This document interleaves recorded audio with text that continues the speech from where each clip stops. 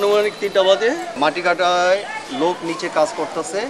এই মুহূর্তে আশরাফুল আইসা 3টা দিকে আশরাফুল আরও 2 জন সম্ভবত ওরা নিচে ঢুকলো। এর মধ্যে আমি দেখতে পাইলাম যে ওয়ালটা ভেঙে পড়তেছে। আশরাফুল, আমি ওর নাম জানি আশরাফুল, আশরাফুল আশরাফুল আশরাফুল বলতে বলতে ওয়ালটা পড়ে গেছে। ঈদের বন্ধ ছিল, ঈদের বন্ধ হয়েছে, কাজ কাম নাই, এই কারণে ইটির জন্য মাটি কাটায়, বালু সাইড করা, এই বালুর সাইডে মাটি কাটতে গেছে, আমি লাভ দিয়ে বালুর সাইডে পড়ছি।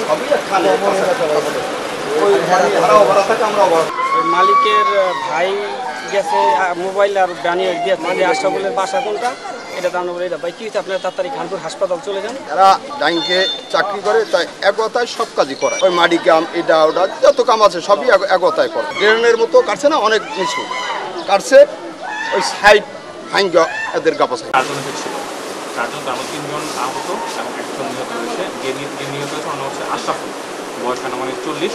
ওনাকে আমরা মৃতই পাই। আমরা আসার পর বিভিন্ন পরীক্ষা পরীক্ষা করার পরে তার জীবনের কোনো চিহ্ন আমরা পাই না।